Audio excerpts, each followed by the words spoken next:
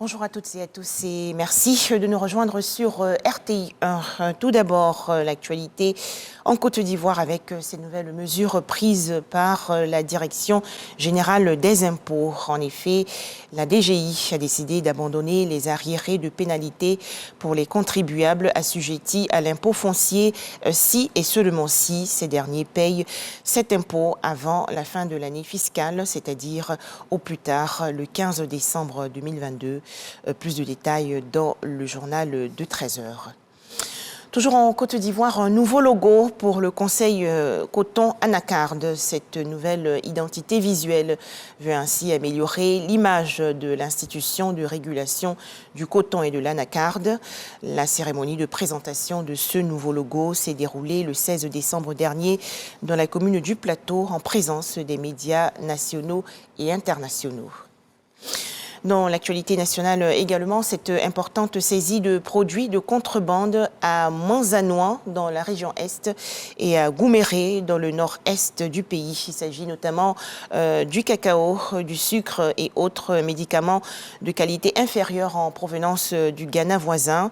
Les produits saisis sont estimés à plus de 360 millions de francs CFA. Les explications détaillées de Herman Niamia. Beaucoup défilé de la direction régionale des douanes d'Abengourou avec la saisie de plusieurs marchandises de contrebande dans l'Indénié Guablin et le Gontougou. Ce camion de plus de 35 tonnes rempli de marchandises transportait 500 sacs de cacao de contrebande en provenance du Ghana. Il a été intercepté à Mazanouan, localité située à la frontière ghanéenne dans la sous-préfecture d'Akoubouassoué dans le département d'Aniblekou. Autant on a du mal à admettre que notre cacao part au Ghana pour être vendu, donc il nous fait de paix des recettes. Et dans la même mesure, on a du mal à admettre que le cacao ghanéen vienne sur le territoire ivoirien. Il y a forcément des conséquences négatives, d'abord pour le producteur de cacao ivoirien.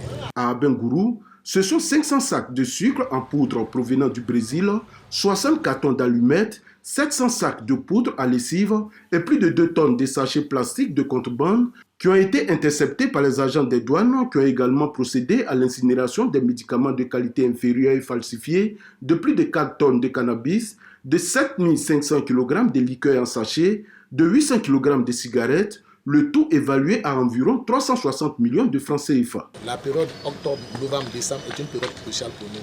C'est la période où on attend plus de recettes au niveau de la direction des douanes, naturellement, et une meilleure optimisation des recettes suppose en amont la prise de dispositions en matière de surveillance. Alors, il faut faire de sorte que le maximum de produits qui rentrent en Côte d'Ivoire fassent l'objet de dédouanement. Autre étape, cette fois, ce sont les éléments de la brigade mobile des douanes de Gouméré qui ont également mis la main sur plusieurs marchandises de contrebande composées de tapis de sol, du savon en poudre et de bicyclettes. Depuis le lundi, on avait cette information de ce que des contrebandiers seraient en train de charger des véhicules dans une localité de notre entière. C'est ainsi que nous avons conduit notre embuscade et nous les avons appréhendés le jeudi autour de 1h30 du matin. À l'approche de la célébration des fêtes de fin d'année, tous sont appelés à la vigilance pour mettre hors d'état de nuit ces contrebandiers fossoyeurs de l'économie ivoirienne. Direction à présent la Guinée-Bissau pour parler de l'actualité hors de chez nous. À noter la réunion aujourd'hui des chefs d'état-major des pays de la CEDEAO.